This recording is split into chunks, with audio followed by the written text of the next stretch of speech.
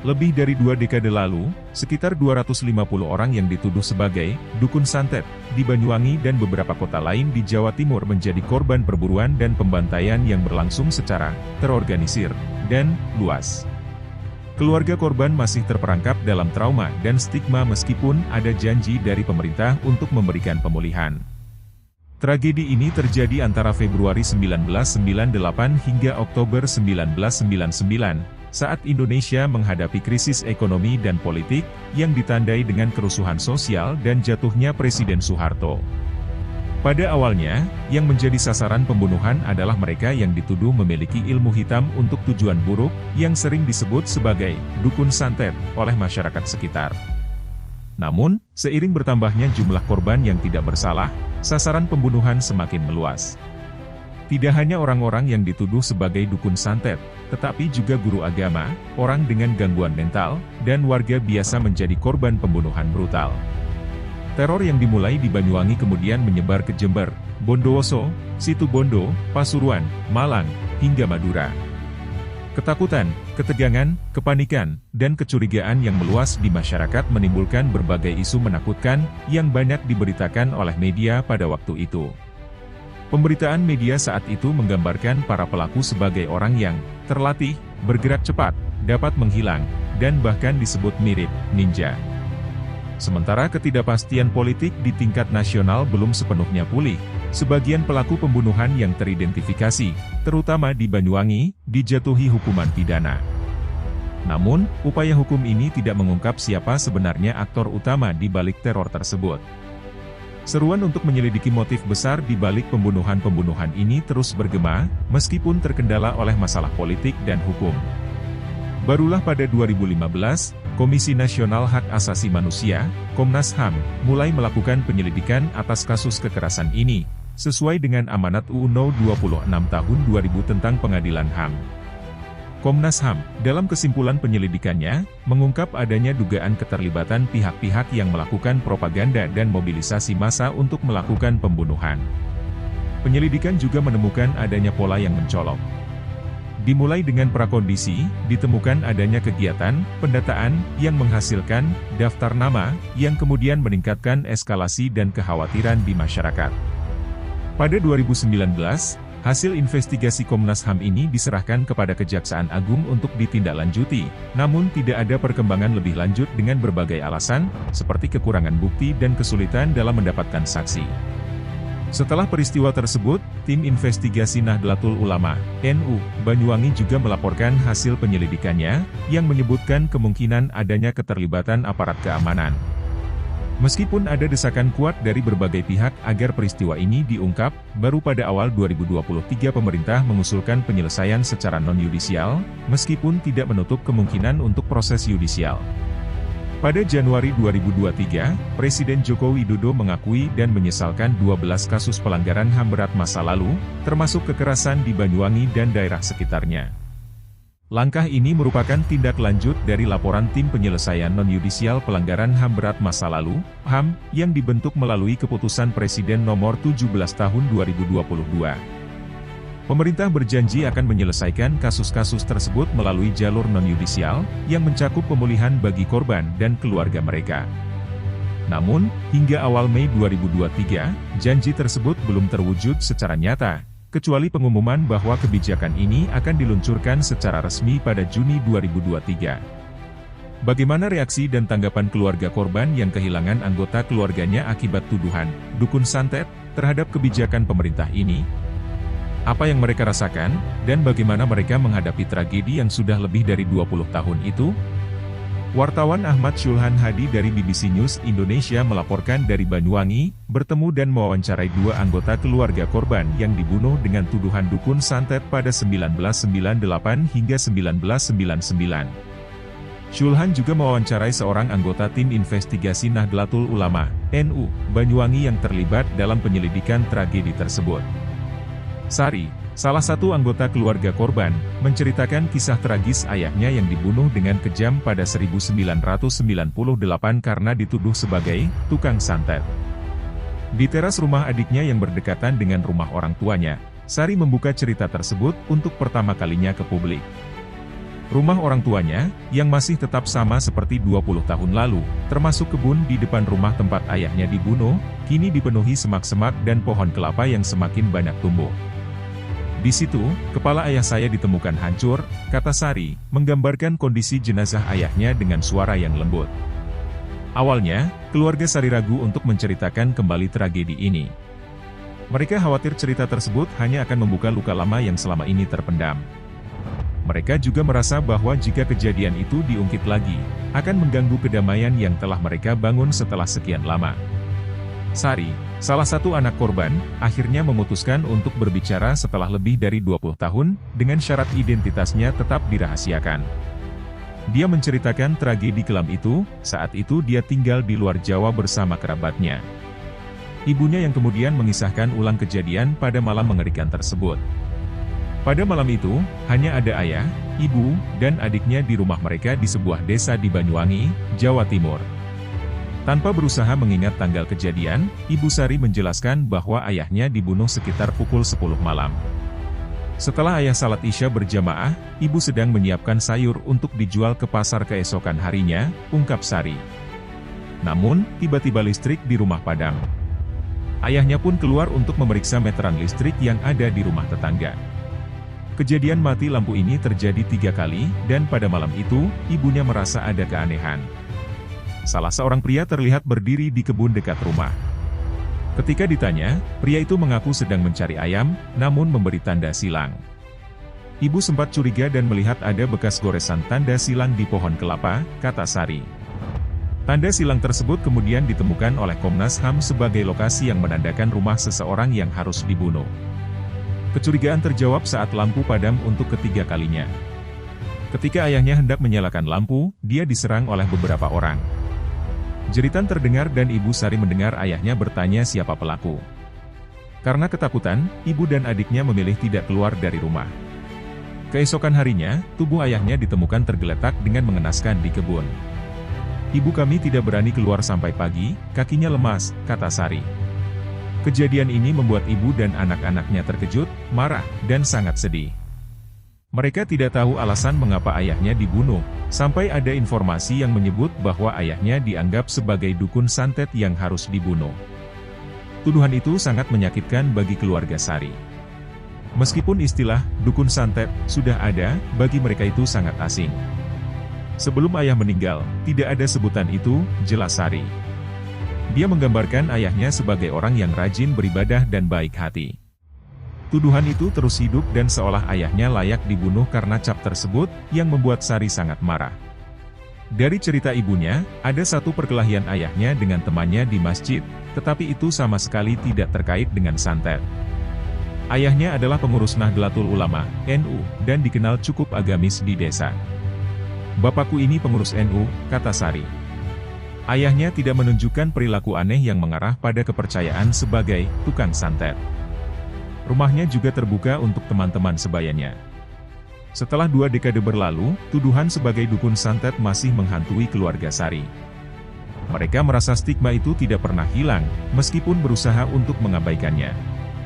Dari cerita ibunya, keluarga mereka mengalami perubahan besar setelah pembunuhan itu. Rasa sedih, marah, dan kecewa bercampur menjadi satu, dan mereka merasa pemerintah seolah abai terhadap apa yang mereka alami. Sari merasa otoritas hukum saat itu membiarkan pelaku berkeliaran bebas. Kalau menyalahkan, ya, menyalahkan pemerintah kenapa tidak diusut sampai tuntas, ujarnya. Selama lebih dari 20 tahun, Sari dan keluarganya berusaha berdamai dengan kenyataan tanpa bantuan dari pemerintah. Ketika Presiden Joko Widodo akhirnya mengakui dan menyesalkan peristiwa tersebut serta berjanji memberikan rehabilitasi kepada korban, Sari merasa tidak sepenuhnya puas. Namun, ia berharap keputusan pemerintah bisa membantu mengembalikan nama baik ayahnya yang selama ini ternodai stigma sebagai dukun santet. Enggak puas saya, kata Sari, tetapi ia berharap nama baik ayahnya bisa dipulihkan. Dedi Sumardi, 52, yang ditemui di rumahnya di Desa Kembiritan, Kecamatan Genteng, Banyuwangi, masih tidak bisa melupakan peristiwa pembunuhan ayahnya. Kejadian itu berlangsung pada hari Minggu sekitar pukul 9, jelas Dedi. Meskipun ia tidak ingin mengingat detail tepatnya, tragedi tersebut tetap membekas. Irsyad, ayahnya, tewas mengenaskan setelah dibantai oleh sekelompok orang yang disebutnya berasal dari luar daerah. Pembunuhan itu terjadi di jalan sawah yang menghubungkan dua desa, tidak jauh dari rumah mereka, dan disebabkan oleh tuduhan dukun santet. Dedi merasa sangat ironis karena setiap malam ayahnya ikut ronda bersama warga lainnya untuk menjaga keamanan. Pada saat itu, isu mengenai keberadaan orang-orang yang mirip ninja, yang berniat membunuh warga setempat beredar luas. Namun, tanpa diduga sebelumnya, ayahnya menjadi sasaran pembunuhan. Saat kejadian, Dedi tidak berada di rumah. Ia tidur di rumah temannya setelah semalaman ikut ronda. Informasi tentang kematian ayahnya diterimanya dari seorang polisi. Di lokasi kejadian, ayahnya ditemukan tergeletak bersimbah darah, dengan luka sabetan senjata tajam yang hampir memisahkan kepala dari tubuhnya. Peristiwa ini jelas mengejutkan keluarga. Dedi percaya bahwa pembunuhan ayahnya sudah direncanakan sebelumnya oleh sekelompok orang. Beberapa hari sebelum kejadian, ada yang menyarankan agar ayahnya diungsikan ke tempat yang lebih aman, namun mereka menolaknya. Jika mereka mengikuti saran tersebut, Dedi merasa itu akan seperti membenarkan tuduhan terhadap ayahnya. Pada saat itu, Dedi merasa aparat kepolisian tidak cukup waspada terhadap ancaman tersebut dan gagal melakukan pencegahan. Tuduhan bahwa ayahnya adalah dukun santet memang beredar, meskipun itu tidak benar. Dedi merasa tuduhan itu sangat menyakitkan, terutama karena tidak pernah terdengar sebelumnya di lingkungan mereka. Kalau bapak saya tukang santet, kenapa banyak yang datang untuk mengaji, kata Dedi. Kegiatan sehari-hari ayahnya biasa saja, bekerja menarik becak dan menyewakannya. Ia juga aktif di masjid dekat rumah. Ayah saya itu orang baik, tuduhan itu fitnah, tegasnya. Pembunuhan ayahnya meninggalkan luka mendalam bagi istri dan anak-anaknya, serta memicu penyakit pada salah seorang saudara Dedi. Dedi sudah mendengar bahwa beberapa pelaku pembunuhan dukun santet telah ditangkap dan diadili, namun ia mengaku tidak pernah diminta memberi keterangan oleh polisi tentang kematian ayahnya. Belakangan, Dedi mengetahui bahwa ada beberapa panggilan persidangan untuknya, namun tidak pernah sampai ke tangannya. Ia merasa upaya hukum untuk mengungkap serangkaian pembunuhan dukun santet di Banyuwangi telah diatur sedemikian rupa. Menurutnya, pelaku yang menghabisi ayahnya hanyalah orang suruhan. Yang dipenjara anak buah, bukan pentolan, tegas Dedi. Ia menganggap ini sebagai bukti bahwa pemerintah tidak serius menuntaskan kasus ini. Meski sudah bertahun-tahun berlalu, Dedi mengaku tidak menyimpan dendam terhadap pelaku lapangan yang membunuh ayahnya. Tanpa menunggu permintaan maaf dari para pelaku, dia dan keluarga memilih untuk memaafkan mereka, sesuai dengan ajaran Islam yang dianutnya. Dedi percaya bahwa para pelaku telah menerima balasan dari Tuhan, dengan beberapa di antaranya mengalami sakit-sakitan setelah peristiwa tersebut. Saat ditanya tentang langkah pemerintah yang telah mengakui dan menyesalkan peristiwa pembunuhan dukun santet serta berjanji untuk merehabilitasi korban dan keluarga, Dedi mengatakan tidak banyak tuntutan yang diajukan. Keluarganya sekarang sudah tenang, meskipun masih terstigma akibat cap dukun santet yang menempel pada ayahnya. Dedi tidak terlalu antusias dengan upaya hukum apapun. Dia merasa sudah berdamai dengan keadaan dan menyatakan bahwa pelaku utama di balik pembunuhan ayahnya sudah meninggal dunia. Coba kalau pentolan, di balik pembunuhan ayahnya, masih hidup, saya ada niat untuk lapor, pungkas Dedi. Desas-desus tentang adanya pengkondisian dan dugaan keterlibatan pihak ketiga dalam peristiwa pembunuhan dukun santet pada 1998 hingga 1999 semakin diperkuat oleh hasil penyelidikan yang dilakukan oleh Tim Nahdlatul Ulama, NU, Cabang Banyuwangi. Tim ini dibentuk tidak lama setelah serangkaian pembunuhan terhadap dukun santet, guru agama, dan warga sipil di Banyuwangi, Jawa Timur, pada 1998 hingga 1999. Salah satu anggota tim investigasi NU, Ali Maki Shamwiel, menyatakan bahwa rangkaian pembunuhan ini mengarah pada dugaan keterlibatan kelompok dari rezim yang berkuasa pada saat itu. Itu kerjaannya pemerintah pusat, zaman Pak Harto, kata Ali Maki saat wawancara dengan wartawan Ahmad Syulhan Hadi dari BBC News Indonesia pada pekan ketiga Februari 2023. Berdasarkan hasil pengumpulan informasi di lapangan, tim investigasi NU percaya bahwa kejadian ini melibatkan institusi TNI, baik secara langsung maupun tidak langsung. Mereka mengatakan bahwa pihak-pihak ini menciptakan berbagai isu dengan memanfaatkan kondisi kultural masyarakat Banyuwangi. Dalam hal ini ada rapatnya, algojo, dan ada latihannya juga, ungkap Ali Maki, meskipun ia tidak memberikan rincian lebih lanjut. Ali Maki mengungkapkan bahwa pihaknya memiliki bukti yang cukup kuat terkait dugaan keterlibatan aparat. Di lapangan, sebelum aksi pembantaian terjadi, Ali Maki mengatakan bahwa ada rapat koordinasi dengan pembagian peran masing-masing. Ironisnya, orang-orang yang mengatur perencanaan pembunuhan ini menghilang saat peristiwa berlangsung, meninggalkan warga setempat atau warga sipil dari daerah lain sebagai pelaku utama. Memang ada briefingnya, katanya. Selain itu, beberapa pernyataan dari pihak yang berwenang di tingkat daerah dan pusat terkesan meremehkan kejadian yang terjadi di lapangan, yang menyebabkan dampak teror yang sangat merugikan masyarakat. Masyarakat yang awalnya hidup dengan damai tiba-tiba menjadi saling curiga. Korban jiwa pun terus berjatuhan, tidak hanya dari pembunuhan, tetapi juga dari orang-orang yang merasa terancam dan memilih untuk mengakhiri hidup dengan bunuh diri. Tim investigasi NU mencatat bahwa antara Februari 1998 hingga November 1998, sebanyak 128 orang tewas di Banyuwangi.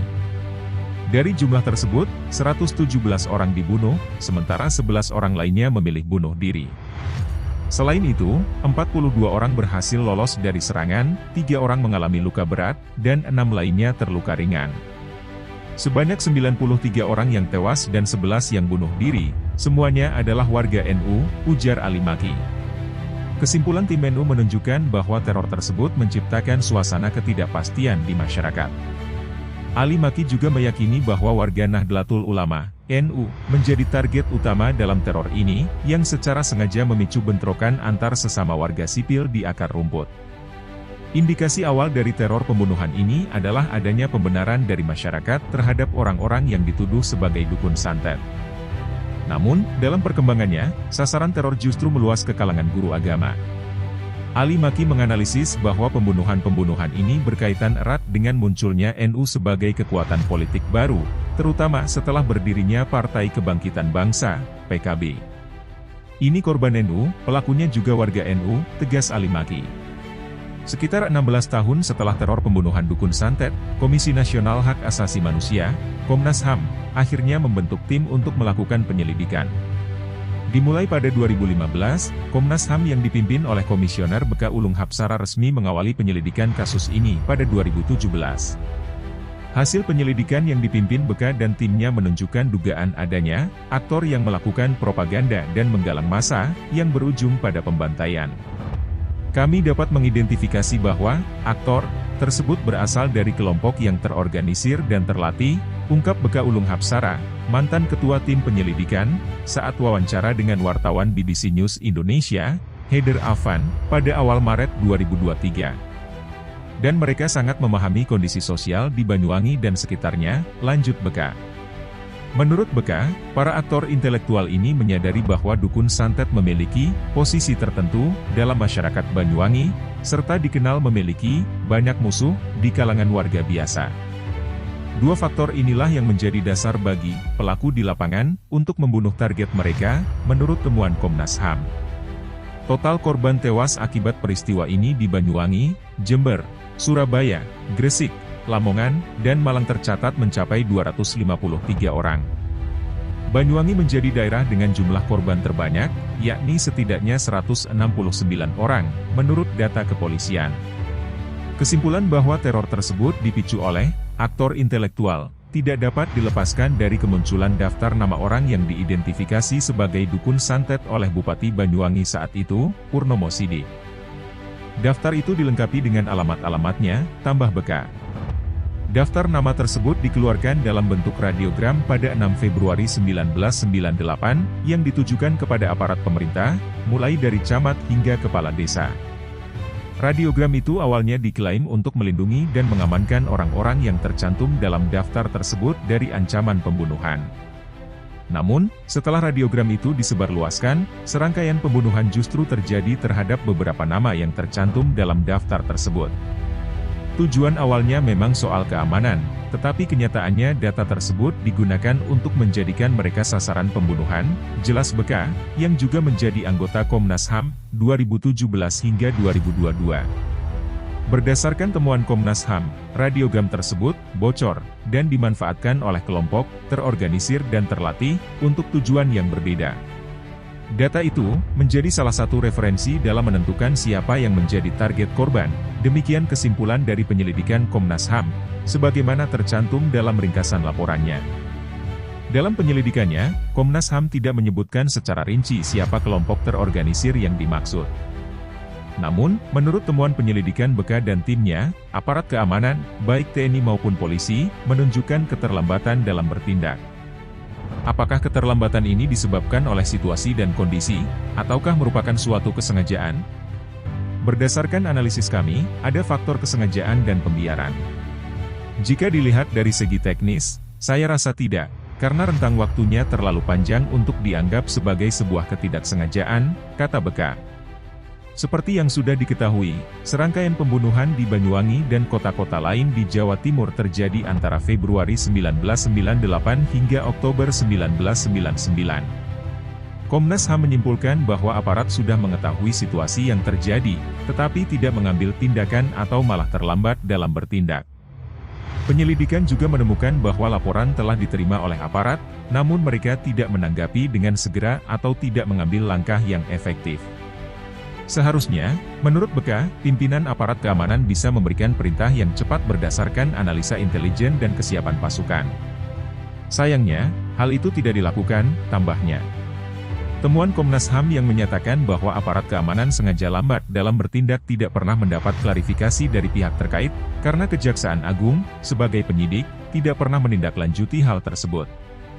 Alasan yang sering dikemukakan oleh Kejaksaan Agung adalah bahwa hasil penyelidikan Komnas HAM dianggap tidak memenuhi syarat formil material, dan tidak ada cukup bukti. Pada 2015, saat memulai penyelidikan terkait pembunuhan dukun santet, Komnas HAM mengakui kesulitan dalam mengakses informasi teknis hukum yang dibutuhkan dari pihak kepolisian dan TNI. Meskipun kesimpulan penyelidikan Komnas HAM tidak membahas aspek sosial politik pada saat itu, BK berpendapat bahwa kasus ini tidak dapat dipisahkan dari jatuhnya Soeharto dari kursi presiden pada Mei 1998. Itu memiliki dampak yang sangat besar, jelasnya. Aspek politik lainnya yang tidak bisa dilepaskan dari tragedi di Banyuwangi adalah kenyataan bahwa Jawa Timur menjadi barometer politik pada masa itu, di mana kekuatan politik kaum Nahdlin di Jatim sangat besar, sehingga dianggap perlu adanya peristiwa-peristiwa seperti dukun santet, ninja, dan sebagainya, yang menjadi bagian dari suatu operasi politik, kata BK. BK kemudian memberikan contoh kasus pembakaran gereja di Situbondo, yang merupakan basis massa NU dan terletak tidak jauh dari Banyuwangi, yang terjadi sekitar setahun sebelum teror pembunuhan dukun santet. Hasil penyelidikan Komnas HAM juga mengungkapkan bahwa serangkaian pembunuhan di beberapa kota di Jawa Timur memiliki pola yang menunjukkan unsur yang sama. Berdasarkan temuan ini, Komnas HAM menyimpulkan bahwa teror pembunuhan lebih dari 250 orang tersebut merupakan pelanggaran HAM berat. Dalam ringkasan laporannya, pola tersebut dimulai dengan prakejadian, yang meliputi isu etnis Tionghoa, radiogram dari Bupati Banyuwangi, serta isu terkait keterlibatan TNI dalam desa. Mengenai kehadiran kelompok orang dalam serangkaian pembantaian, mereka menggunakan pola yang serupa, seperti pemadaman listrik, penggunaan tali dalam aksi mereka, dan adanya pihak yang menggerakkan tindakan tersebut. Faktor lain yang ditemukan adalah kehadiran orang luar wilayah kejadian, yang dapat dikenali dari bahasa yang mereka gunakan. Selain itu, ditemukan juga penggunaan tanda silang dan panah pada rumah-rumah yang menjadi target. Aspek terakhir adalah eskalasi kejadian, yang mencatat adanya peningkatan kekerasan, seperti awalnya isu pembunuhan dukun santet, kemudian munculnya cerita tentang ninja dan orang gila, gangguan jiwa. Pada 2018, Komnas HAM menyerahkan hasil penyelidikan ini kepada Kejaksaan Agung untuk ditindaklanjuti, namun hingga kini belum ada tindak lanjut. Di tengah kebuntuan dalam penyelesaian yudisial kasus dukun santet, Presiden Joko Widodo mengambil langkah non-yudisial untuk menyelesaikan kasus tersebut serta belasan kasus pelanggaran HAM berat lainnya di masa lalu. Ex-ketua tim penyelidikan kasus pembunuhan dukun santet, 1998 hingga 1999, BK Ulung Hapsara, menyatakan bahwa negara harus dapat memutus mata rantai dendam dan stigmatisasi yang diterima oleh keluarga korban dan masyarakat. supaya mereka memahami dan tidak kembali menjadi korban, kata Beka. Beka menekankan pentingnya langkah konkret dari negara untuk memulihkan hak-hak korban, baik dari segi ekonomi, sosial, maupun psikologis. Ini adalah momen yang tepat bagi korban dan keluarga untuk mengungkapkan segala kebutuhan dan kondisi mereka saat ini, dan negara harus merespons dengan langkah yang nyata, ujar Beka. Untuk itu, korban dan keluarganya dapat menghubungi perwakilan pemerintah setempat atau tim pendamping, seperti dari NU atau LSM. Mereka juga bisa menghubungi Komnas HAM atau mengirim surat untuk didata sebagai korban pelanggaran HAM terkait kasus dukun santet, jelas Beka. Setelah itu, Komnas HAM akan melakukan verifikasi dan mengirimkan data tersebut kepada Lembaga Perlindungan Saksi dan Korban, LPSK. Dari LPSK akan dilakukan evaluasi untuk menentukan apakah bisa ditangani langsung atau melalui mekanisme PAM, penyelesaian non-yudisial pelanggaran HAM berat masa lalu, katanya. Beka mengakui bahwa upaya ini tidak mudah karena korban dan keluarganya masih terstigma sebagai dukun santet. Namun, menurutnya, tantangan tersebut seharusnya bisa diatasi oleh pemerintah Banyuwangi dan kota lainnya dengan berperan aktif. Yaitu memastikan bahwa langkah yang diambil oleh korban adalah untuk pemulihan hak-hak mereka, tegasnya. Terkait pentingnya rekonsiliasi di masyarakat, Beka percaya bahwa rekonsiliasi kultural sudah terjadi. Namun, Beka menambahkan, rekonsiliasi tersebut perlu diformalkan sebagai langkah resmi dari negara yang harus segera dilaksanakan. Apalagi sekarang dalam tahun politik, kita harus pastikan isu-isu kemanusiaan tidak dipolitisasi, yang justru bisa mengaburkan jalan penyelesaiannya, tandas Beka.